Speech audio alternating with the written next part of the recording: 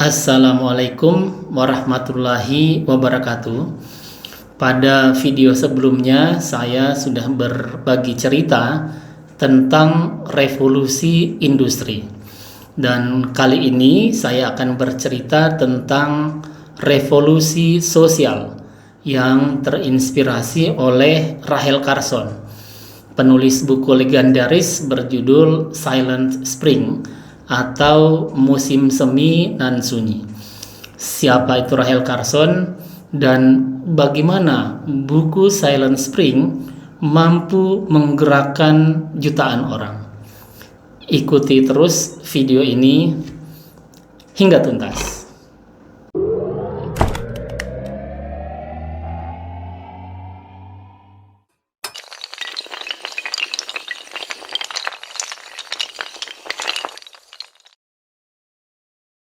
Rachel Carson adalah pakar biologi laut yang aktif menulis artikel tentang kelautan.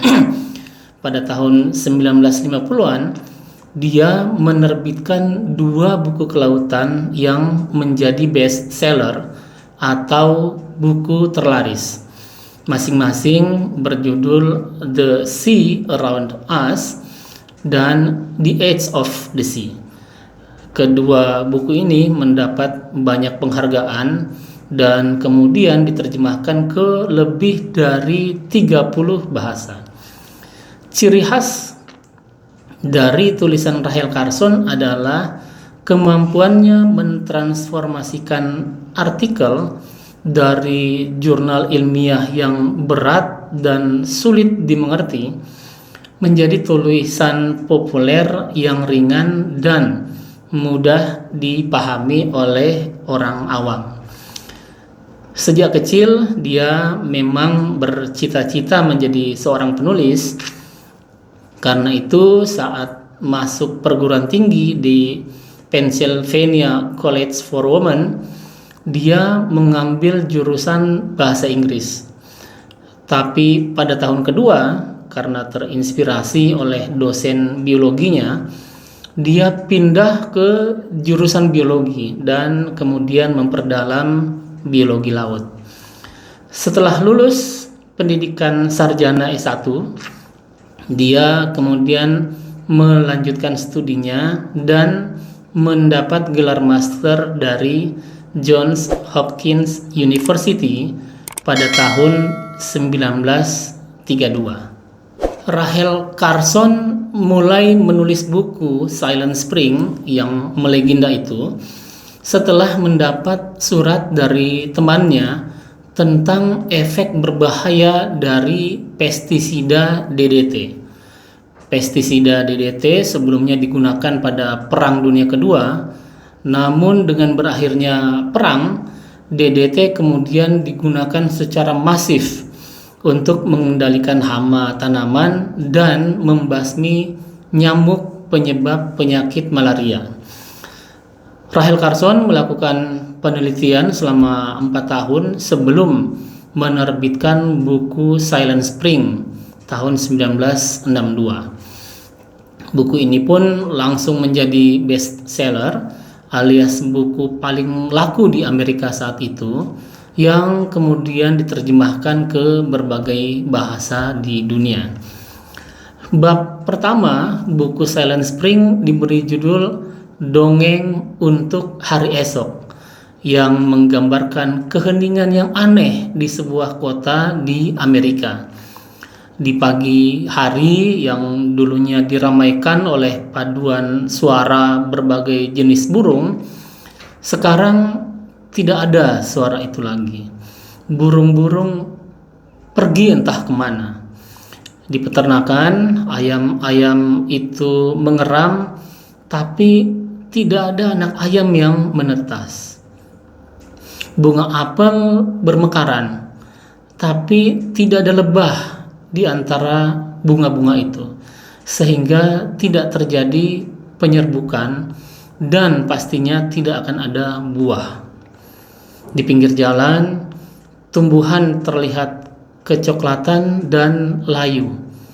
Para pemancing tidak lagi pergi ke sungai karena semua ikan telah mati.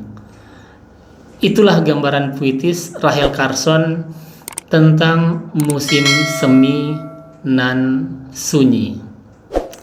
Buku Silent Spring, seperti telah diduga sebelumnya, segera menjadi kontroversi.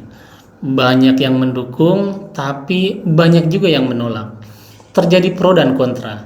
Kalau pakai terminologi pakar politik zaman now, terjadi polarisasi di masyarakat yang dipicu oleh buku Silent Spring ini. Menariknya, perdebatan tentang buku Silent Spring bukan hanya tentang substansi atau konten dari buku tersebut, tapi juga tentang sosok Rachel Carson yang seorang wanita. Pada masa itu, masih banyak masyarakat Amerika yang belum bisa menerima seorang perempuan tampil mengambil peran-peran publik. Tentu beda dengan masyarakat Amerika pada saat ini. Ada juga yang menuduh Rachel Carson sebagai simpatisan komunis. Saat itu memang sedang terjadi perang dingin antara blok barat dan blok komunis, sehingga siapapun yang terkait atau dikaitkan dengan komunis akan dianggap sebagai musuh masyarakat. Nah, perdebatan tentang buku Silent Spring ini berlangsung cukup lama, yang kemudian berubah menjadi gerakan sosial. Bahkan beberapa pakar menyebutnya sebagai revolusi sosial.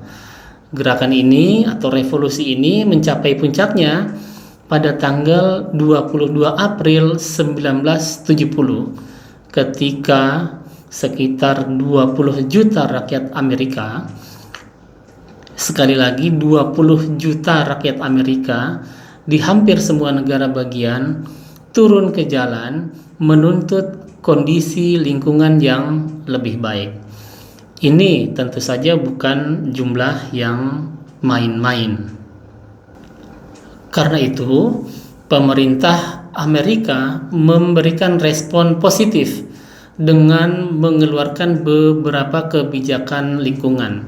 Salah satunya dengan membentuk Environmental Protection Agency atau EPA yang sangat disegani hingga saat ini. Ini semacam departemen lingkungan kalau di Indonesia. Selain itu, pemerintah Amerika juga mengeluarkan regulasi-regulasi terkait lingkungan hidup, seperti Undang-Undang Udara Bersih, Undang-Undang Air Bersih, Undang-Undang Pengawasan Bahan Beracun, dan Undang-Undang Perlindungan Spesies Langka. Dan tentu saja undang-undang ini diterapkan dengan cukup ketat di sana. Nah, terkait dengan pestisida DDT yang menjadi perhatian utama dalam buku Rachel Carson, pemerintah pada akhirnya melarang penggunaan DDT.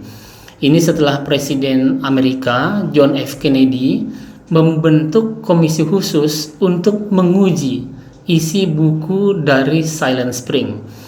Komisi khusus ini membenarkan temuan Rachel Carson yang ditulisnya dalam buku Silent Spring tersebut. Jadi, dengan berbagai peristiwa itu, kondisi lingkungan di Amerika itu menjadi jauh lebih baik. Jadi kalau hari ini rakyat Amerika menikmati kualitas lingkungan hidup yang lebih baik, itu karena ada kontribusi besar dari Rachel Carson yang menginspirasi terjadinya revolusi sosial. Apa yang terjadi di Amerika adalah peristiwa besar dunia, sehingga tidak berlebihan jika setiap tanggal 22 April, yaitu tanggal ketika 20-an juta rakyat Amerika turun ke jalan, diperingati sebagai Hari Bumi. Pertanyaannya, bagaimana peristiwa ini mempengaruhi dunia?